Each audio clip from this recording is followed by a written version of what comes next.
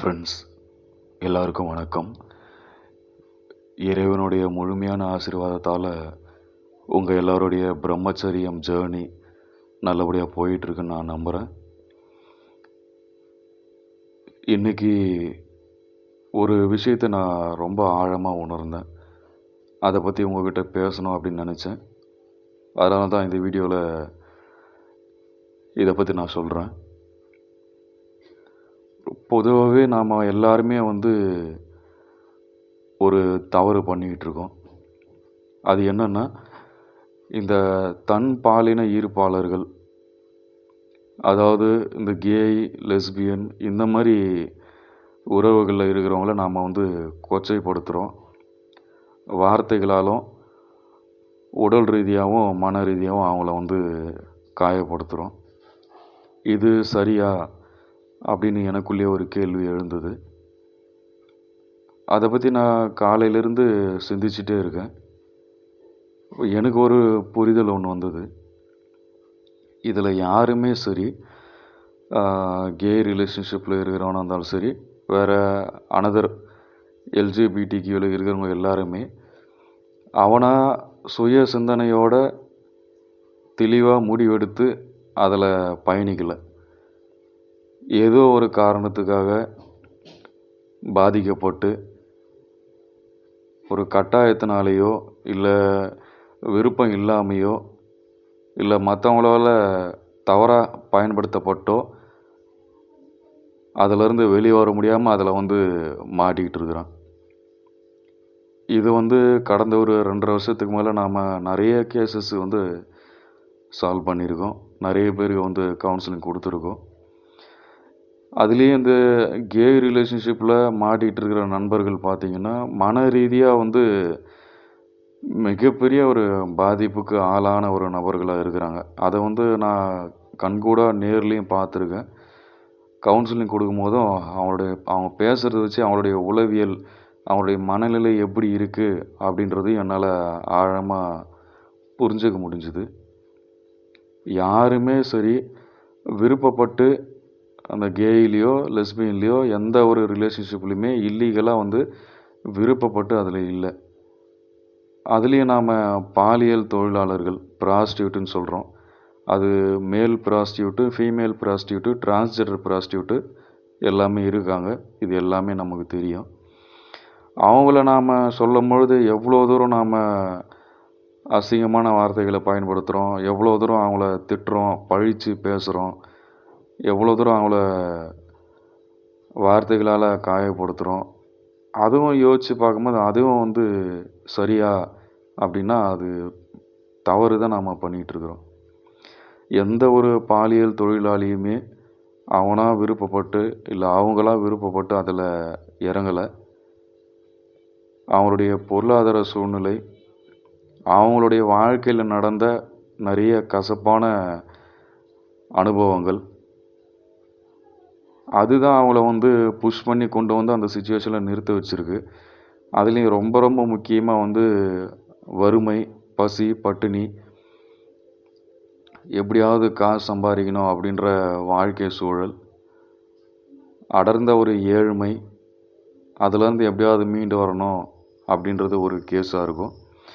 அடுத்து சினிமாவில் போய் நடிக்கணும், அதுக்காக வாய்ப்பு கேட்டு போய் அங்கே போய் ஏமாந்து ப்ராஸ்டியூட் ஆனவங்க, விளம்பரத்தில் நடிக்கிறேன்னு போய் அங்கே போய் மாட்டினவங்க, பணத்தாசை காட்டி அந்த ட்ராப்பில் மாட்டினவங்க, இல்லை யாரையாவது நம்பி ரிலேஷன்ஷிப்பில் இருந்து அவங்களால ஏமாற்றப்பட்டு இனிமேல் வாழறது அர்த்தமே இல்லை அப்படின்ற விரக்தி நிலைக்கு போயிட்டு ப்ராஸ்டியூட் ஆனவங்க, இதெல்லாம் நிறைய கேசஸ் இருக்குது.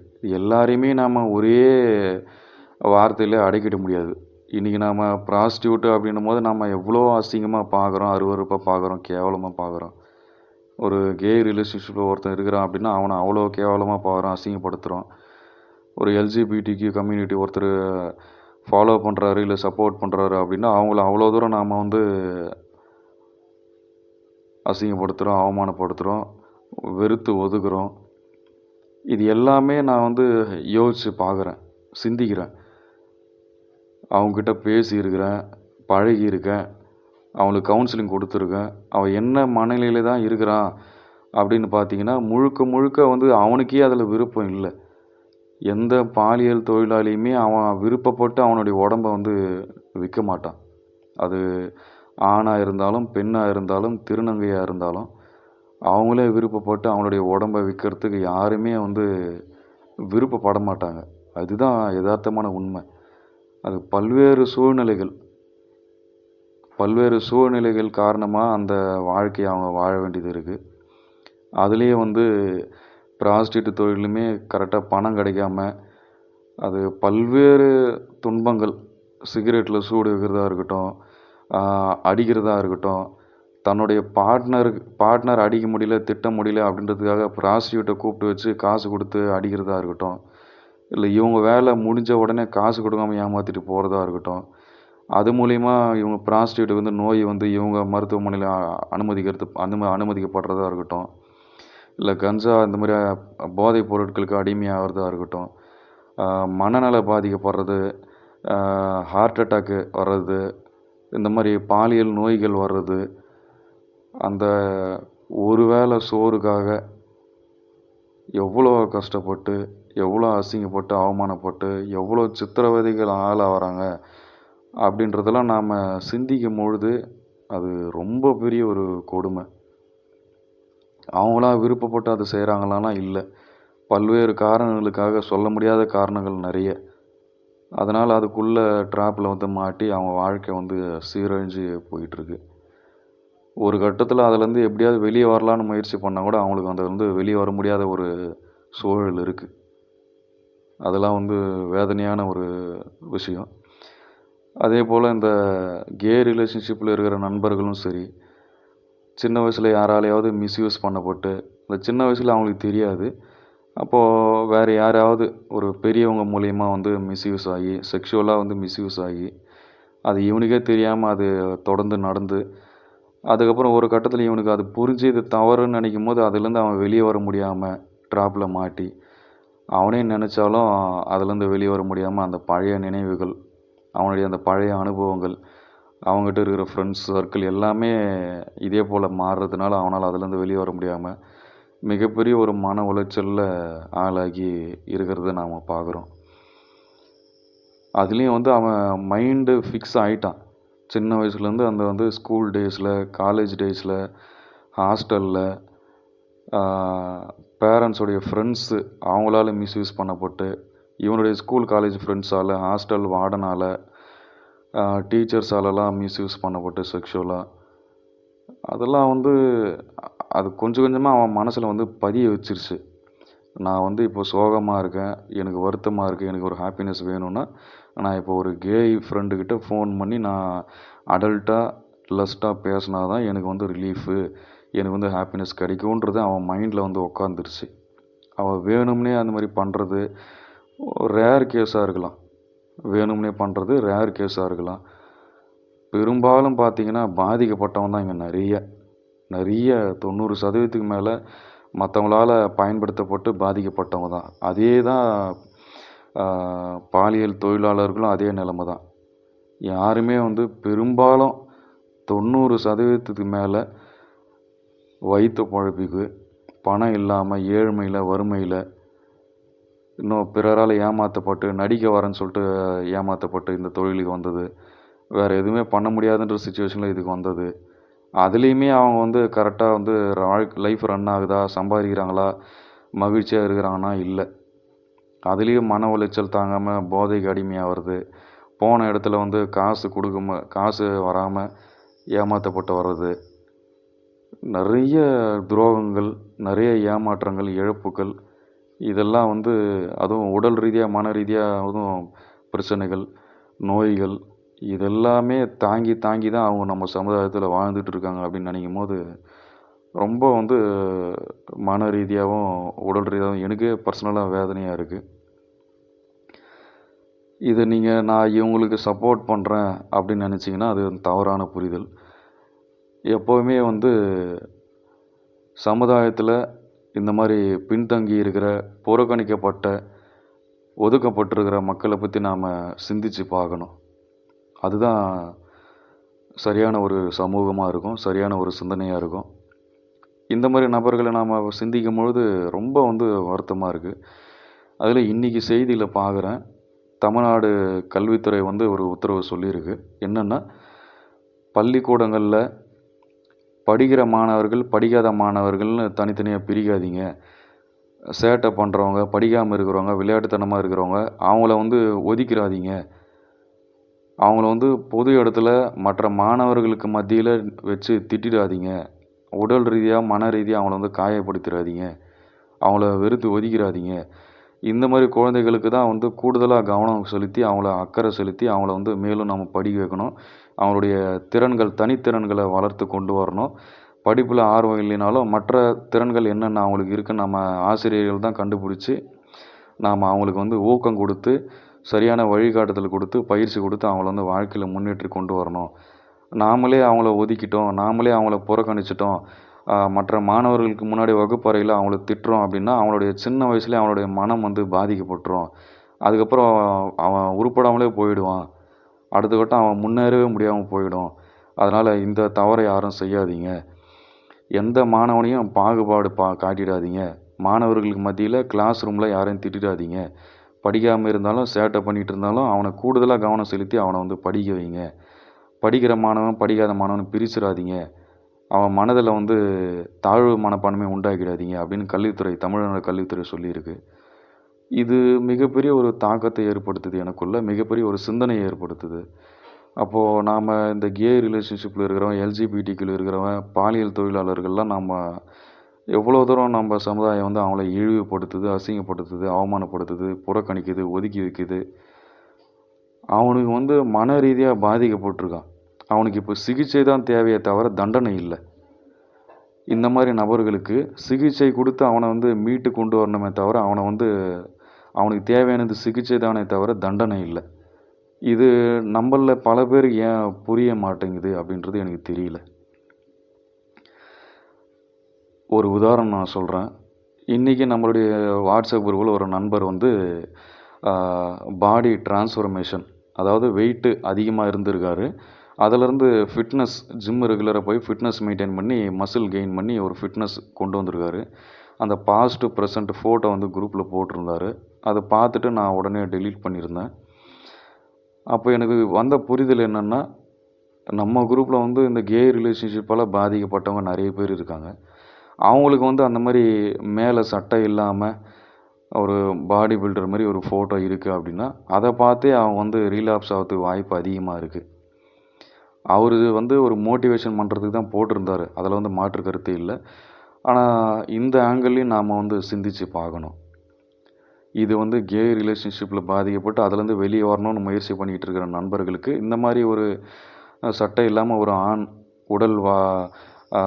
உடற்பயிற்சி செய்து உடலை வந்து கட்டுக்கோப்பாக வச்சுட்டு ஒரு ஆணுடைய உடலை பார்க்கும்பொழுது அவனுக்கு வந்து அட்ஜஸ்ட் வரத்துக்கு வாய்ப்பு இருக்குது. அது மூலிமா அவன் ரிலாப்ஸ் பண்ணுறதுக்கு வாய்ப்பு இருக்குது.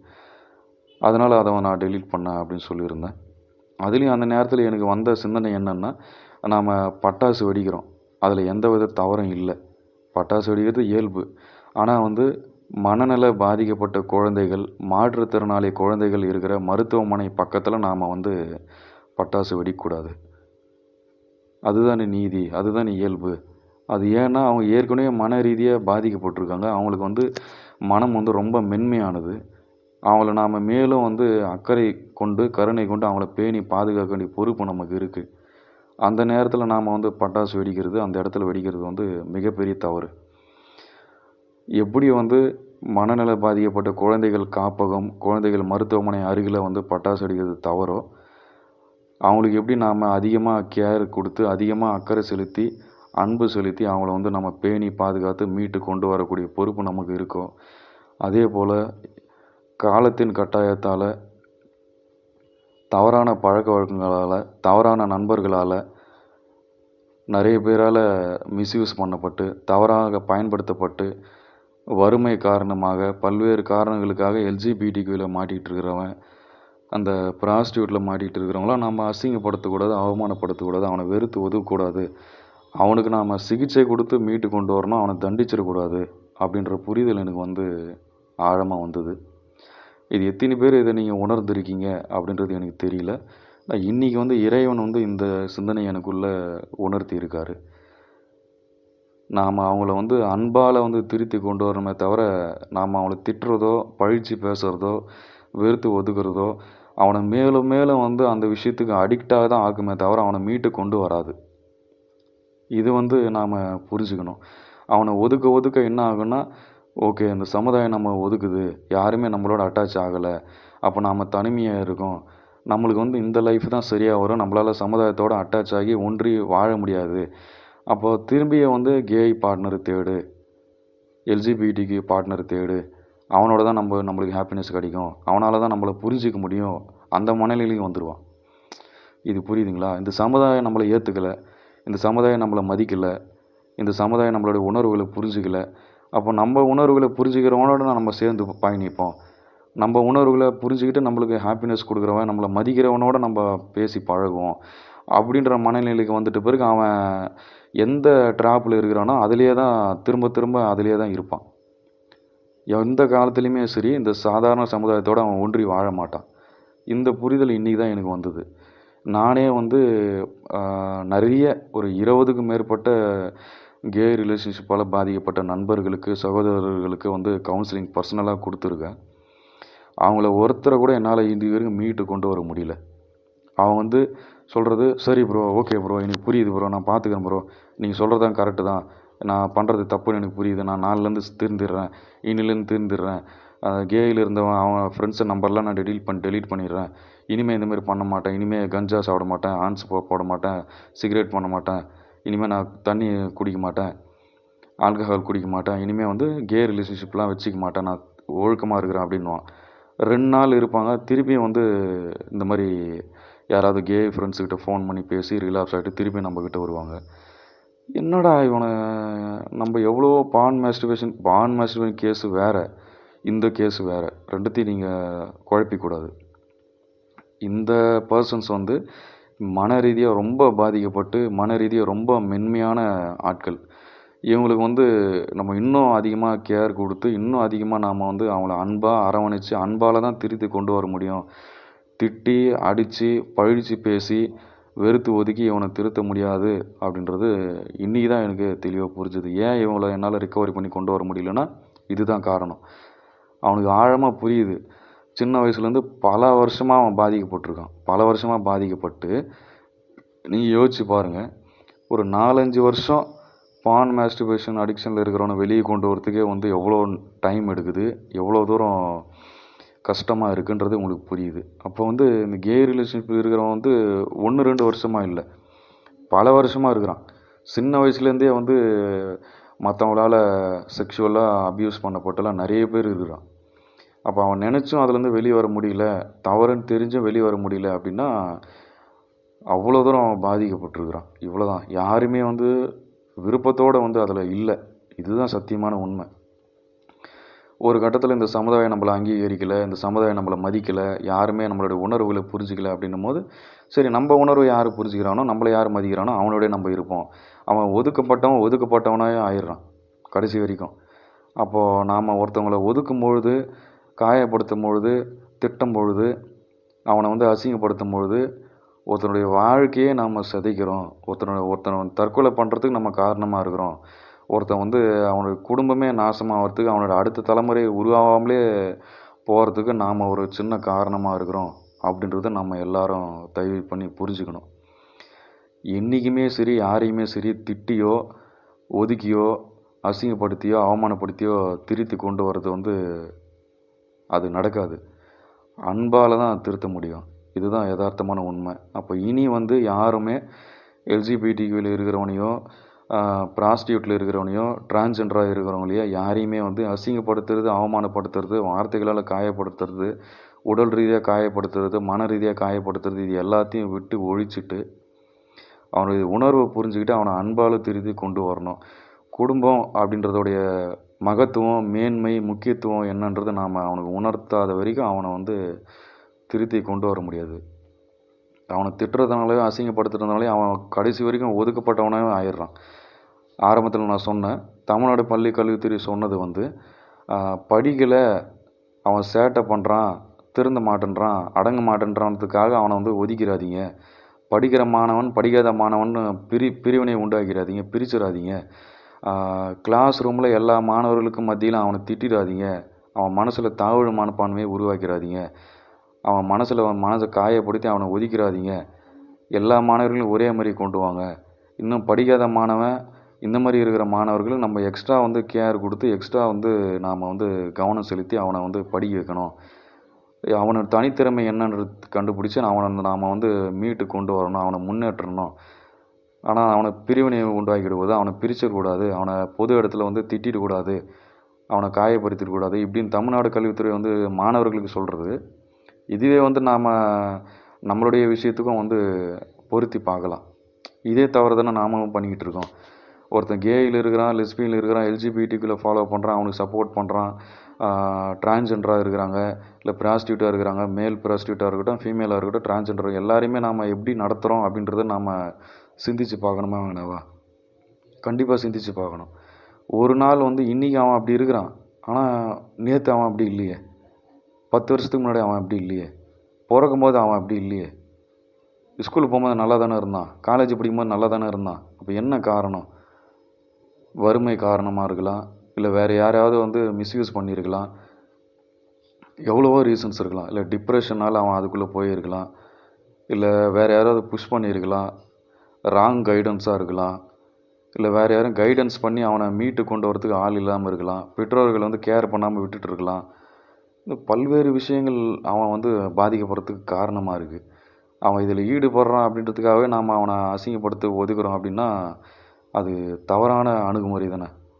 அப்போ ஒருத்தனை ஒதுக்கி வைக்கிறோம், அசிங்கப்படுத்துகிறோம் அப்படின்னும் போது அவன் மனசில் நம்ம மேலும் மேலும் தாழ்வு மனப்பான்மை விதைக்கிறோமே தவிர, அவனை ஒதுக்கி அவன் மீண்டு எழவே முடியாத அளவுக்கு அவனை வந்து நாம் அடக்கி ஒதுக்கி வைக்கிறோமே தவிர, அவன் மீண்டு எழுந்து வரத்துக்கு நாம் எதுவுமே பண்ணலையே. அது வந்து எனக்கு சிந்தனையில் ஓடிக்கிட்டே இருக்குது. இன்றைக்கி உங்கள் எல்லாருக்குமே தெரியும், எல்ஜிபிடிக்கு வந்து ரொம்ப பரபரப்பாக பேசிக்கிட்டு இருக்கான். ஃபோன் அடிக்ஷன் அதிகமாகிடுச்சு, ஆல்கஹால் அடிக்ஷன் அதிகமாகிடுச்சு, பான் மாஸ்டர்பேஷன் அடிக்ஷன் அதிகமாகிடுச்சு. அப்போ அவன் மன ரீதியாக எவ்வளோ தூரம் பாதிக்கப்பட்டிருக்கிறான்னு யோசிச்சு பாருங்கள். இன்றைக்கி ஃபோக்ஸோ ஆக்ட் வந்து கேசஸ் வந்து ஒவ்வொரு நாளும் செய்தி பார்க்கும்போது எல்லாமே வந்து சிறுமியை பாலியல் தொல்லை, சிறுமியை பாலியல் பலாத்காரம், இளைஞர் கைது, ஆசிரியர் கைது, இப்படி தான் வருது. ஒரு பேப்பர் எடுத்து பார்த்தோன்னா 20 செய்தி இப்படி தான் வருது. அப்போது என்ன காரணம், என்ன நடந்துகிட்ருக்கு? ஒரு அம்மா, அக்கா, தங்கச்சி, சித்தி, பெரியம்மா, அத்தை, இந்த மாதிரி உறவுகள் நாம் எவ்வளோ தூரம் மதித்து போற்றி வணங்குறோம். அம்மான்ற உறவை வந்து இறைவனுக்கு நிகராக வந்து போற்றி வணங்குறோம். அந்த போடுறதுல கூடிய உறவுகள் அவங்கள நினச்சி வந்து மாஸ்டர்பேஷன் பண்ணுறான், அவங்கள பற்றி வந்து டெலகிராம் குரூப்ஸில் வந்து டிஸ்கஷன் பண்ணுறாங்க, அடல்ட்டாக டிஸ்கஷன் பண்ணுறாங்க, அவங்கள பற்றி இந்த மாதிரி பான் வீடியோஸ்லாம் பார்த்துட்டு இருக்காங்க. அப்படின்னும் போது அவன் மன ரீதியாக எவ்வளோ தூரம் பாதிக்கப்பட்டிருக்கிறான்னு யோசிச்சு பாருங்கள். அது என்ன மாதிரி அவன் மனநிலை இருந்தால் இந்த மாதிரி கொடூரமான எண்ணங்கள் வரும்? என்ன உறவுன்னு கூட தெரிஞ்சுக்க முடியாமல், எனக்கு என்ன ரிலேஷன்ஷிப் வேணும், நான் அவங்கள எப்படி நடத்தணும், எப்படி சிந்திக்கணும், இந்த அடிப்படை சிந்தனையே இல்லாமல் இருக்கிறான். அப்படின்னும் போது அவன் மனநிலை என்னவாக இருக்குன்னு யோசிச்சு பாருங்கள். அப்போ அவனை நாம் திருத்தி கொண்டு வரணும், அவனை வந்து நாம் அன்பால் திருத்தி கொண்டு வரணும். இது தவறு, இது வந்து குடும்பம் அப்படின்ற இதில் வந்து இப்படி தான் இருக்கணும் அப்படின்றது, அந்த குடும்ப உறவுடைய மேன்மையும் மகத்துவத்தையும் நம்ம சொல்லி புரிய வச்சு கொண்டு வராமல், நாம் அவனை வெறுத்து ஒதுக்குறதுனாலையோ, அசிங்கப்படுத்துறதுனாலையோ, அவமானப்படுத்துறதுனாலையோ அவன் மேலும் மேலும் அதே விஷயத்தில் தான் ஈடுபட்டுக்கிட்டு இருப்பான். இதை நாம் புரிஞ்சுக்கணும். ஆரம்பத்தில் நான் சொன்ன மாதிரி இந்த சமுதாயம் நம்ம அங்கீகரிக்கலை. அப்போ நம்மளை யார் அங்கீகரிக்கிறாங்க, நம்ம உணர்வுகளை புரிஞ்சுக்கிறாங்க, நம்மளுடைய எண்ண ஓட்டத்திலே யார் இருக்கிறாங்க, அவனோட சேர்ந்துட்டு அவன் வீரியமாக செயல்பட ஆரம்பிச்சிடுறான். எந்த விஷயம் தவறோ அந்த விஷயத்துலேயே அதிகமாக செயல்பட ஆரம்பிச்சிடறான். இதுதான் வந்து ஆரம்ப புள்ளி. போனோகிராஃபி அடிக்ஷனாக இருக்கட்டும், ஏதோ ஒரு சின்ன விஷயத்துக்காக உள்ளே போய் மாட்டுறான். கே ரிலேஷன்ஷிப் அடிக்ஷனாக இருக்கட்டும், சின்ன ஒரு ஆக்சிடென்டலாக உள்ளே போய் மாட்டுறான். அவனை மீட்டு கொண்டு வரத்துக்கு ஆள் இல்லை. அப்போது இந்த சமுதாயமாக அவனை வந்து அங்கீகரிக்கலை, அசிங்கப்படுத்துகிறான், அவமானப்படுத்துகிறாங்க, ஒதுக்கி வைக்கிறாங்க. அப்போது நம்ம மனநிலையில் இருக்கிறவங்களோட நம்ம பயணிக்கலாமே. நாமே அந்த சமுதாயத்தோடு சேர்ந்து வாழணும். நம்ம மனநிலை நம்ம டீம் ஒன்று இருக்குல்ல, அதிலே ஃபாலோ பண்ணிக்கலாமே. இதுதான்.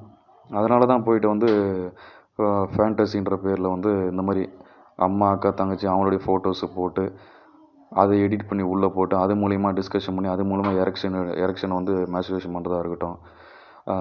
இந்த மாதிரி டெலகிராம் குரூப்ஸ்லேயே வந்து ஃபுல் டைமாக ரன்னிங்கில் இருக்கிறது, காசு கட்டி ப்ராஸ்டியூட்டு போயிட்டு வீடியோ காலில் பேசி இது பண்ணுறது, படிக்க வேண்டிய வயசில் வேலைக்கு போக வேண்டிய வயசில் அம்மா அக்கா தங்கச்சிக்கு வித்தியாசம் தெரியாமல் இருக்கிறது எல்லாமே வந்து ஆரம்ப கட்டத்தில் அவனுக்கு ப்ராப்பராக கைடன்ஸ் இல்லாமல் அவனை அன்பாக அரவணைச்சி அவனை வந்து திருத்துறதுக்கு ஆள் இல்லாமல் இந்த சமுதாயம் அவனை கை விட்டதுனால அந்த இடத்துல போய் நிற்கிறான். இன்றைக்கி இவ்வளோ பிரச்சனைகளை வளர்ந்துருக்கு அப்படின்னா அது வந்து நம்ம இந்த சமுதாயமும் ஒரு மிகப்பெரிய ஒரு காரணம். ஒருத்தன் இந்த பிரச்சனையில் இருக்கிறான், மன ரீதியாக பாதிக்கப்பட்டிருக்கிறான்னு அவனுக்கு சிகிச்சை அளித்து வெளியே கொண்டு வரணும், மீட்டு கொண்டு வரணுன்றது சிந்திக்கிறது வந்து ரொம்ப ரொம்ப குறைவு. அசிங்கப்படுத்துறது, அவமானப்படுத்துறது, ஒதுக்கி வைக்கிறது. அப்போது மீட்டு கொண்டு வரணும்னு யாருமே நினைக்கலையே, அவனுக்கு உதவணும்னு யாருமே நினைக்கலையே, அவனை அன்பால் திருத்தணும்னு யாருமே நினைக்கலையே. இவனா இப்படி தான்பா, இவனா இப்படி தான்பா, இவன் கேரக்டர் இப்படி தான், இவன் சிந்தனை இப்படி தான், இவன் ஆள் இப்படி தான் அப்படின்னு நாமளே முடிவு பண்ணிடுறோமே. இது எவ்வளோ பெரிய தவறு. இன்றைக்கி இந்த சுச்சுவேஷன் இருக்குது, இது நாளைக்கு எங்கே போய் முடியும்? இன்றைக்கி ஒருத்தனை ஒதுக்கிட்டோம், அசிங்கப்படுத்திட்டோம், அவமானப்படுத்திட்டோம், ஒதுக்கி ஓரம் தள்ளிட்டோம். அவன் எல்ஜிபிடிக்குன்றதுனால, அவன் வந்து ப்ராஸ்டியூட்ன்றதுனால, அவன் டிரான்ஸ்ன்றதுனால நம்ம ஒதுக்கி அசிங்கப்படுத்துகிறோம். சமுதாயத்தோடு அவனை அங்கீகரிக்கல, சேர்த்துக்கல. அவன் நாளைக்கு எப்படி திரும்பி வருவான்? அவனுடைய எதிர்காலம் என்னவாக இருக்கும்? அவனுக்கு எப்படி திருமணம் நடக்கும்? அவனுடைய குடும்பம் எப்படி விருத்தி ஆகும்? அவன் எப்படி எழுந்துக்குவான்? எந்த மோட்டிவேஷன் இருந்தால் அவனால் எழுந்துக்க முடியும்? மோட்டிவேஷன் இருந்தால் தானே எழுந்துக்க முடியும். யாருமே அவனுக்கு மோட்டிவேஷனை கொடுக்கலையே, யாருமே அவனை திருத்தி கொண்டு வரணும்னு நினைக்கலையே, யாருமே அவனுக்கு வந்து அன்பு காட்டணும்னு நினைக்கவே இல்லையே. அப்போது அந்த ஒரு மனிதன் அப்படியே செத்து போகிறானே. அவனுடைய கனவுகள் என்ன, அவனுடைய லட்சியம் என்ன, அவன் எதுக்காக பிறந்தான்? இந்த வயசில் 25 28 வயசில் இருக்கிறான்னா ஏதோ ஒரு காரணத்துக்காக அவன் வந்து பாதை மாறி போயிருக்கலாம். எல்லாருமே தான் பாதை மாறி போயிட்டுருக்குறோம். நாம் எல்லாருமே தான் ஒரு காலத்தில் தப்பு பண்ணிகிட்டு இருந்தோம். இறையவர்கள் இருந்தது, ப்ராப்பராக கைடன்ஸ் இருந்தது, சொல்கிறதுக்கு ஆள் இருந்தாங்க. நாம் இன்றைக்கி நல்ல நிலைமையில் இருக்கிறோம். அந்த வாய்ப்பு அவனுக்கு கிடைக்கல, அவன் அப்படியே இருக்கிறான். அப்படின்றதுக்காக அவனை ஒதுக்கிறது சரியாக இருக்குமா? அவங்கள அசிங்கப்படுத்துறது சரியாக இருக்குமா? அவன் அதே நிலைமையிலே இருக்கிறது சரியாக இருக்குமா? இதெல்லாம் கொஞ்சம் யோசிச்சு பாருங்கள். சமுதாயத்தில் பின்தங்கி இருக்கிற பாலியல் தொழிலாளர்கள், இந்த மாதிரி டிரான்ஸ்ஜெண்டர்ஸு, எல்ஜிபிடி கம்யூனிட்டியில் இருக்கிறவங்க, இவங்க எல்லாரையும் நாம் இதுக்கப்புறம் எப்படி ட்ரீட் பண்ணணும், அவங்கள எப்படி மீட்டு கொண்டு வரணும், மீட்டு கொண்டு வர முடியாட்டியாவது அட்லீஸ்ட் அவங்கள வந்து அவமானப்படுத்தாமல், அசிங்கப்படுத்தாமல், அவங்களுக்குள்ள தாழ்வு மனப்பான்மை உண்டாக்காமல், அவங்கள சமுதாயத்திலேருந்து நிரந்தரமாக வந்து பிரித்து ஒதுக்கி வைக்காமல் நம்ம அடுத்தது என்ன பண்ணணும்? ஏதோ ஒரு காரணத்துக்காக தவறு செய்துட்டான், பாதையை மாதிரி போயிட்டான், அதுக்காக அவன் அப்படியே இருக்கிறதா? அவனுக்குன்னு எதிர்காலம் இருக்குது, வாழ்க்கை இருக்குது, அவங்களுக்குன்னு வலி, வேதனை, பசி, தூக்கம் எல்லாமே இருக்குது. அவங்களும் சக உயிர் தானே. அதை விட்டுட்டு நாம் ஏன் அவங்கள வந்து இந்த மாதிரி ட்ரீட் பண்ணுறோம்? ஏன் அவங்கள அவமானப்படுத்தணும், ஒதுக்கி வைக்கிறோம்? அதை நீங்கள் எல்லோரும் யோசித்து பார்க்கணும். அடுத்தது நாம் என்ன பண்ணணுன்றத நீங்கள் சிந்தித்து செயல்படுங்க. ஒருத்தன் தவறு செய்துட்டான் அப்படின்றதுக்காக அவனை வந்து வெறுத்து ஒதுக்கிறதுனால எந்த வித முன்னேற்றமும் ஏற்பட போகிறதில்ல. அவனுக்குள்ளே தாழ்வு மனப்பான்மையை விதைச்சி, குற்ற உணர்வை விதைச்சி, மேலும் மேலும் மேலும் அவனை டவுன் பண்ணி நான் எதுக்குமே வேலைக்கு ஆக மாட்டேன், எதுக்குமே நான் உருப்பட மாட்டேன், இந்த சமுதாயம் என்னை அங்கீகரிக்கலை, யாருமே என்னுடைய உணர்வை புரிஞ்சிக்கலை, நான் வந்து ஒரு தாழ்த்தப்பட்டவன், நான் ஒரு தாழ்ந்தவன் அப்படின்ற எண்ணம் அவனுக்கு மேலும் மேலும் விதைச்சி அவன் ஒன்றுமே இல்லாமல் போயிடுறான். கம்ப்ளீட்டாக ஒன்றுமே இல்லாமல் போயிடுறான். ஒரு தவறு செய்தான்றதுக்காகவே நாம் வந்து அவங்கள இந்த மாதிரி பண்ணுறது சரியா அப்படின்றது யோசிச்சு பாருங்கள். அது யாராக இருக்கட்டும், டிரான்ஸ்ஜெண்டராக இருக்கட்டும், ப்ராஸ்டியூட்டாக இருக்கட்டும், எல்ஜிபிடிக்காக இருக்கட்டும், யாராக இருக்கட்டும், அவன் தவறே செய்துக்கிட்டோம். இனி நாம் அவனை எப்படி ட்ரீட் பண்ணணும், எப்படி அணுகணும், அவனை எப்படி அதிலேருந்து கொண்டு வர முடியாட்டியும், கைடன்ஸ் பண்ண முடியாட்டியும், அவனுக்கு ஹெல்ப் பண்ண முடியாட்டியும், நாம் அவனை மேலும் மேலும் தாழ்வு மனப்பான்மையை கொண்டு போகாமல் இருக்கணும். மேலும் அவனை காயப்படுத்தாமல், உடல் ரீதியாக மன ரீதியாக காயப்படுத்தாமல், வார்த்தைகளால் காயப்படுத்தாமல், அவனை ஒதுக்கியே வைக்காமல் அதையாவது நம்ம பண்ணலாம்ல. அதையாவது பண்ணலாம்ல. இறைவனுடைய படைப்பில் எல்லா உயிர்களுமே சமம் இல்லையா? இறைவனுடைய படைப்பில் எல்லா உயிர்களுமே சமம். எல்லாருமே ஒரு காலத்தில் தவறு பண்ணி திருந்தி வரவங்க தான். நம்மளுடைய கர்ம வினை நாம் தவறு பண்ணோம், இன்றைக்கி திருந்தி வந்துட்டோம் இறை அருளால். அவனுக்கு இன்னும் கர்ம வினை முடியலை, இன்னும் அனுபவிக்க வேண்டியது இருக்குது போல இருக்குது. அதனால் அனுபவிச்சுட்டு இருக்கான். அந்த காரணத்துக்காகவே நாம் அவனை வெறுத்து ஒதுக்கிறதா? இது நான் அவங்கள சப்போர்ட் பண்ணுறன்றது மாதிரி அந்த கண்ணோட்டத்தில் எடுத்துக்காதீங்க. இது எனக்கு வேதனையை ஏற்படுத்துது, மன ரீதியாக வேதனையை ஏற்படுத்துது. அவனை நாம் ஏன் அவனை திருத்தி கொண்டு வர முடியல? எல்ஜிபிடிக்கு கம்யூனிட்டி ஏன் நம்ம ஒதுக்கி வச்சுருக்கோம்? டிரான்ஸ்ஜெண்டரை ப்ராஸ்டியூட்டை நாம் ஏன் இப்படி ட்ரீட் பண்ணுறோம்? ஏன் இவ்வளோ கேவலமாக ட்ரீட் பண்ணுறோம்? அவங்களும் மனுஷங்க தானே. ஏதோ காரணத்துக்காக போய் மாட்டிகிட்டு இருக்கான். அவனை ஏன் நம்ம மீட்டு கொண்டு வர முடியல அப்படின்ற ஒரு ஆதங்கத்தோடைய வெளிப்பாடு தான் இந்த வீடியோ. இதை ஃபுல்லாக பாருங்கள். உங்களுடைய கருத்துக்கள் என்னன்றது சொல்லுங்கள். இந்த வீடியோடைய டிஸ்கிரிப்ஷனில் நம்ம பிரம்மச்சரியம் குரூப்போடைய லிங்க் இருக்குது. விருப்பம் இருக்கிற நண்பர்கள் குரூப்பில் ஜாயின் பண்ணுங்கள். என்னுடைய தாழ்மையான வேண்டுகோள், இனி எக்காரணம் கொண்டும் எல்ஜிபிடிக்யூவில் இருக்கிறவன், கே லெஸ்பியனில் இருக்கிறவன், டிரான்ஸ்ஜெண்டராக இருக்கிறவங்க, ப்ராஸ்டியூட்டாக இருக்கிறவங்கள அசிங்கப்படுத்தி அவமானப்படுத்தி ஒதுக்கிறாதீங்க. அவங்க அப்படியே ஒதுங்கிட்டாங்கன்னா அவங்க வாழ்க்கையாக நாசமாக போயிடும். அவரோட தலைமுறையே நாசமாக போயிடும். ஒரு குடும்பமே நாசமாகுது. மீண்டும் அவன் எழவே முடியாதவருக்கு ஒரு சூழ்நிலை உருவாகுது.